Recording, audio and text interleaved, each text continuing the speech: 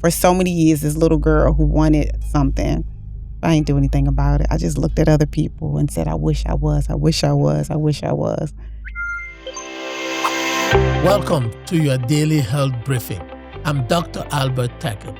This show is here to help you navigate the complex U.S. medical system, one step at a time. Whether you are decoding a new diagnosis, fighting for a referral, or just trying to stay informed, you are in the right place. Let's get into the science. A transformation is not only about recognizing a new face or a different body in the mirror. Sometimes it changes what you believe you are capable of. In this episode, Lisa Wiley reflects on losing 100 pounds, finding alignment between the person she felt she was and the person she saw, and finally moving from I wish to I did. Talking about blinders, correct me if I'm wrong, are those blinders in Black society called, or at least are those what we use as blinders? The fact that we don't call fat, we say thick. We say thick. It's a big bone person. Yes. Large. When the person is carrying 100 pounds of actual fat. Woo! That's absolutely what it is. Because thick sounds much better than fat. If people were walking around saying, you fat, you fat, you fat. So we get to the point where you said enough is enough, and you start losing the weight. And I know last year you had your 50th, birthday celebration, your photo shoot. So let me take you back to that moment. How does Lisa Wiley feel now, looking at that picture? Look at her. She feels strong. She finally feels like she has the shape that she's wanted. But she feels proud because she didn't have to pay for it. She didn't get it immediately. This has been years of, I'm too skinny, I'm too fat. I'm just, it was work. And then I said, I'm going to lose the weight. So when you see this version of yourself, what's the first thing that comes to mind? She had nice arms and shoulders. When I see this photo, I think this is Lisa. I think for years I was discovering who is Lisa. So what makes this version of Lisa different from all the others, physically and emotionally? I think it's because I finally like what I see. You're no longer searching. No, I'm no longer searching. That's good. I like it. I like what I see. It's not an image. It's not a I wish. It's not a thought. It's I did something. So there's been a marriage between the physical Lisa and the emotional one. Because from this conversation, one thing I've learned is that your self-confidence and belief in self has never wavered. Your physical appearance has wavered over time. Yes. And so you feel like there is a marriage now between the emotional Lisa and the physical Lisa. Is that correct? That is. Yeah. Yep. There's a marriage.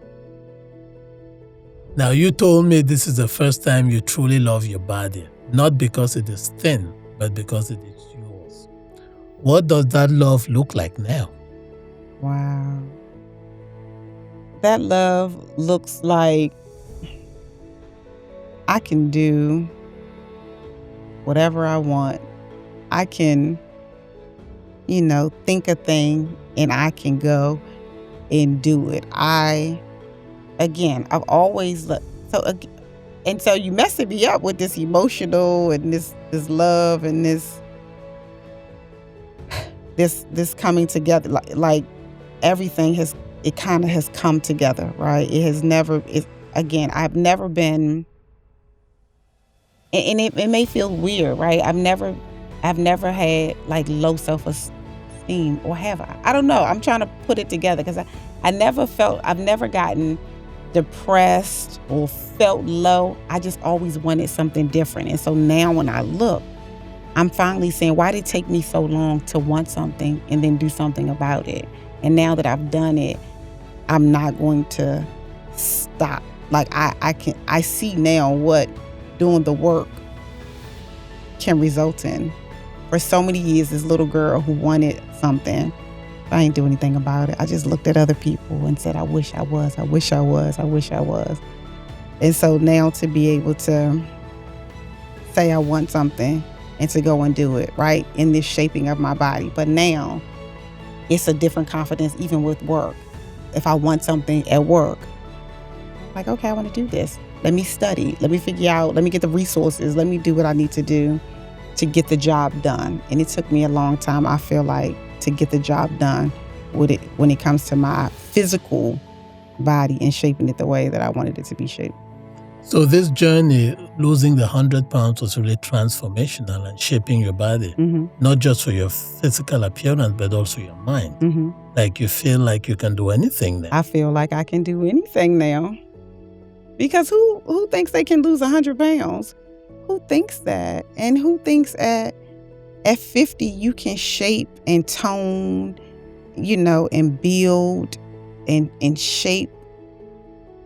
Who thinks that they can do that? But it's mind-blowing because I think that I've done good work, right, as a worker. I think I've done great things and I've made impact in people's lives. But it took a long time to make the impact. Dr. T, it's kind of tricky because it's something that you said, but I would say it slightly different. I would say, love the body that you're in, right? But in a healthy way. Be healthy. I didn't appreciate this person, right? So I would say, love who you are now and know that everything evolves. This is not who I will always be, right? And so I could only see me as this little skinny, lanky, short hair, brown skinned little girl with these full lips, right? Love my lips. You're going to always catch me in a red lip. I didn't appreciate it back then. I did not appreciate any of this person. And it makes me sad. And it makes me sad that it took me this long to appreciate who I am. So I would tell that little girl, appreciate who you are, and whatever you don't like, work at it, right? Work at the things you don't like and know that you can make the change that you put the work in to do. The most powerful part of Lisa's story is not that she became a different person. It is that she finally acted on behalf of the person she had always been. Her message to her younger self is also a message to anyone who feels stuck. Appreciate who you are today. Understand that you can evolve and put real work behind the change you want to see. This has been the Daily Brief. Medicine is not about certainty. It is about responsibility. Decisions are often made with incomplete information, but they are always made with your safety in mind. In a system that can feel rushed and fragmented, you deserve clarity, continuity, and an advocate who sees the whole picture. I am Dr. Albert Takem, your physician ally, high-level science, human-level care. I will see you at the next briefing, or I will see you in the clinic.